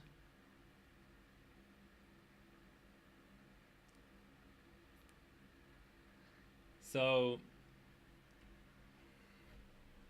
ideally what I would have done is gotten the 8G or given up on the 8G, pull down then restart. I would have gotten the AG and then done a few 1M runs until I run out of LN2. Now I have an amount left that, yeah, will let me pull down one more time maybe. I don't know what to do. I'm trying to think if I have a system that I need to validate on that would be worth setting up again. Not during the stream, but just in general.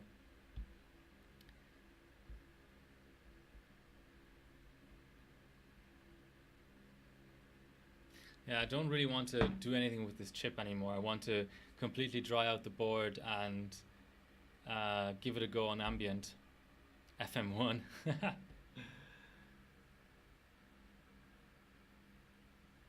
So I didn't think FX died at 1.9 vCore. That's not, it's like,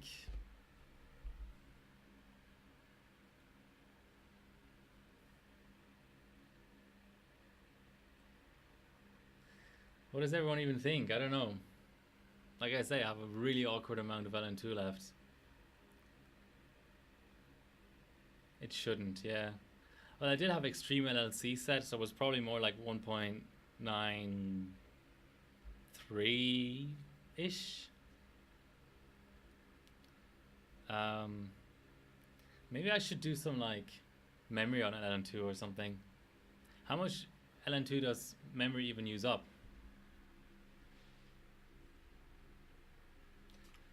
Alright. That's that.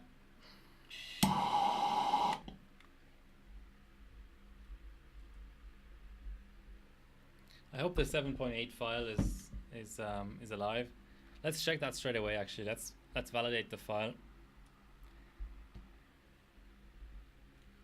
Oh god, I put a lot of mounting pressure on here. Maybe the mounting pressure killed the chip.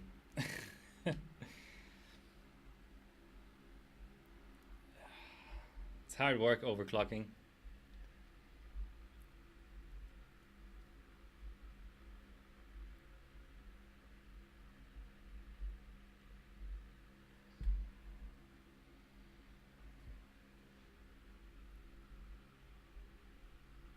Wow.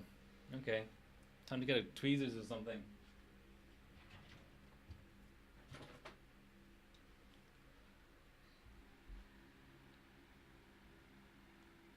Could have bent the board. That's hard to do in PGA though. In LGA, of course. That's different. That's LGA. PGA, I don't know how much pressure you'd have to put on there for PGA to fuck up.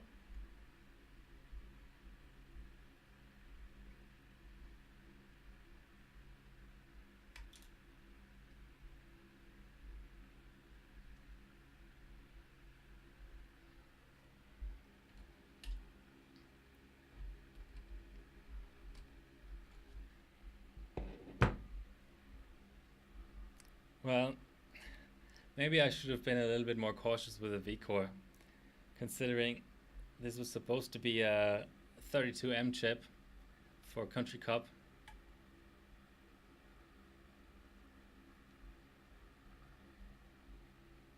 Yeah, Intel is famous for just throwing 0 about everything and anything. My MOCF throws 0 just to say hi, basically. AMD boards, though, tend to be a bit more nuanced, you know, than that.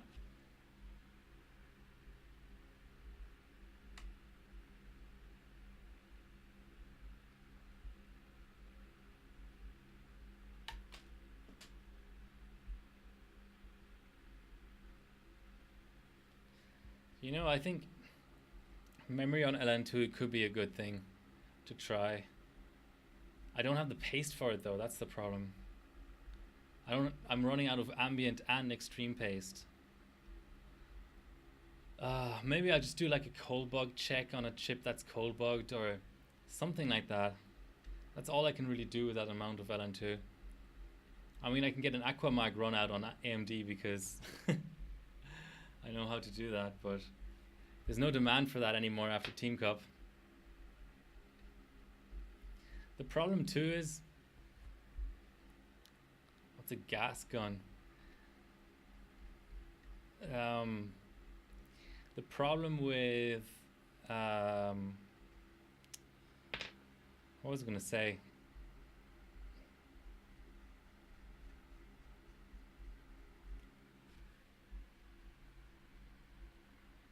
Blowtorch.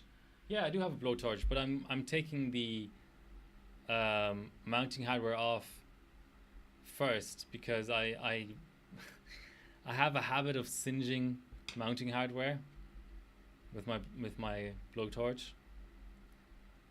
I've already charred a hold down, an F1 hold down a little bit. So yeah, let's not do that with these plastic little things on the Kingpin mounting hardware.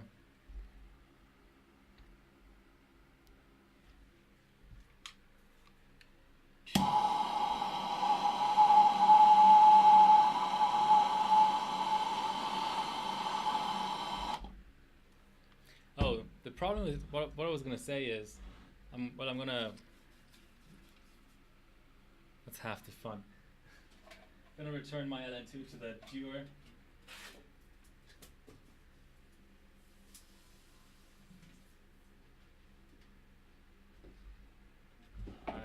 likely not going to use it today.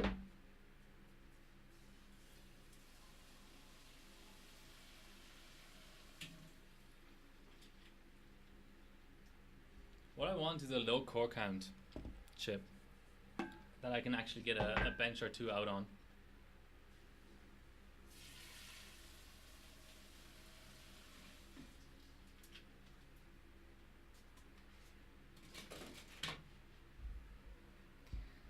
Maybe a Sempron. Singeing the hair of your benching mate. Yeah, I'm pretty sure that's happened. There's a few Aussies out there that have long hair. Or long-ish hair.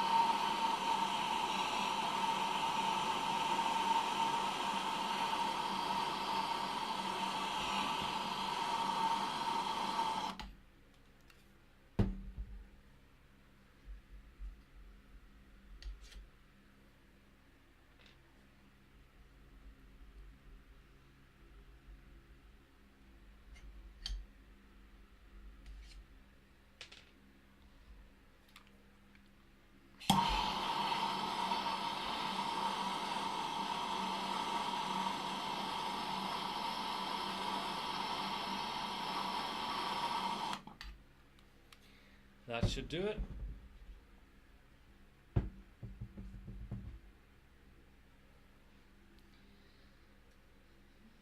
Turn off the heater. So yeah, with direct dye, I keep just losing my train of thought. With direct dye, so there's two types of direct dye. There's the Intel direct dye, and then there's the AMD direct dye. Similar, you know. Turning off this damn fan. Similar method of delidding. In Der Bauer's tool, you just put the AMD chip the other way around, and it's similar chance of turning, knocking a capacitor off the chip. Similar everything really, but then the difference is because you've got LGA on the Intel side and PGA on the AMD side. Actually, a delidded chip and delidded AMD chip is a pain in the ass because the two little prongs on the side on the Intel socket just keep the IHS on there. I know it's sometimes a little bit tricky to get it in there without bending the pins and without having the IHS a little bit sideways, but it's generally almost as easy to put a delidded chip into an Intel socket as it is just an undelidded chip. An AMD chip, the IHS is flat and isn't held down by anything. So I can't just sit an air cooler on there. It'll just overheat when it's delidded. So to be able to actually mess with a delidded AMD chip on ambient, I've got to mount a water block basically, which more or less, it's a little bit easier and a little bit less risky than mounting an LN2 pod, but it's more or less the same amount of effort, which is, yeah, I guess one of the reasons why a lot of people relid their chips, because they want the chip to be usable in sort of multiple situations and scenarios. All right.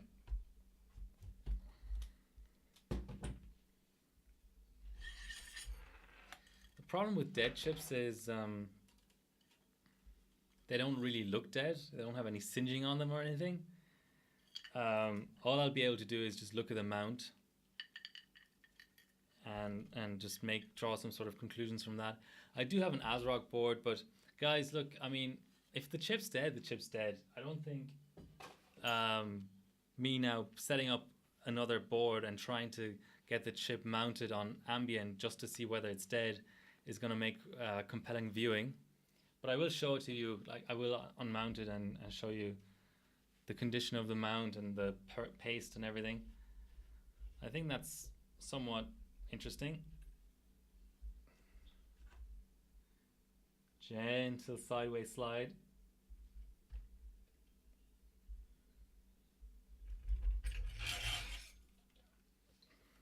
Lots of water in there, of course.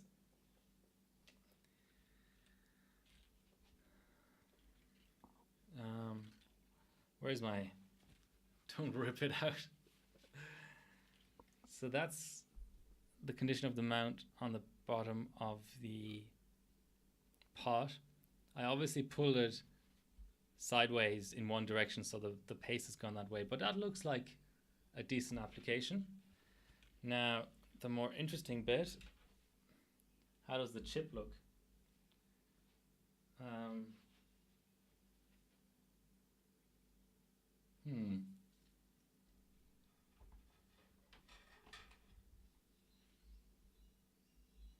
Okay, this whole handheld camera thing isn't really working out for me, but I thought I'd try it.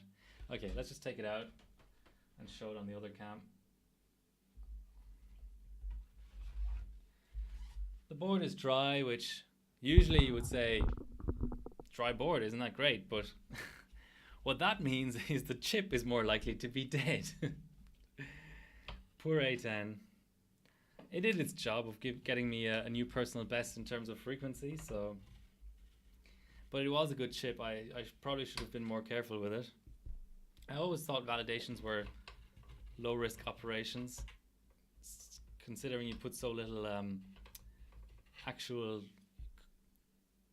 load on the chip, but... Let us see. Oh, that would be nice if the blue tack came off. Well,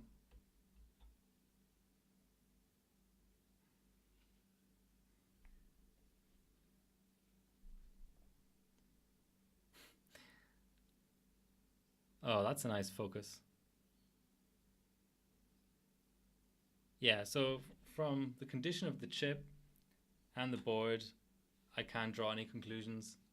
I'm gonna try and post it in another board. Yeah, again, usually you'd say no cracks and dry board, isn't that great? But in this case, it's, well, fuck, it's dead CPU. That is going to do it, guys. Thank you for watching. I've had an absolute blast. I didn't expect to get all the way up to 7.8. Oh, hold on. The very last thing is I'm going to look at the file and see if it's actually valid.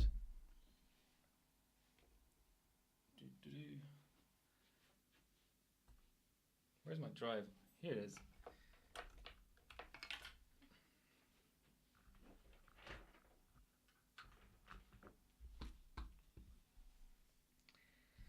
Let me attach it somewhere else, where I can actually show you guys.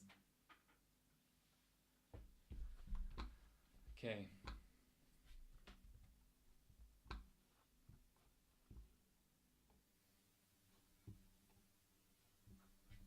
Just gonna put it up. So 7.84 gigahertz exact was the final tally.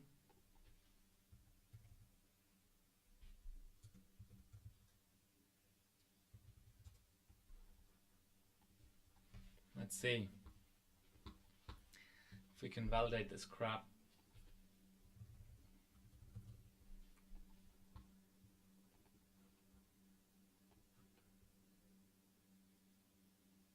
There we go. That's a good screen to end the stream on. Obviously going to sub that pretty soon. All right, ladies and gents, it has been a lot of fun. Next stream will be on Friday night Aussie time, so the usual sort of Friday morning European time. That's a new personal best. It's a shame I killed the chip, but with DirectEye and 1.9 V-Core, I really can't complain. It's sort of part of the game. It's part of all overclocking, but especially high V-Core and DirectEye. But yeah, see you next time. Thanks for watching.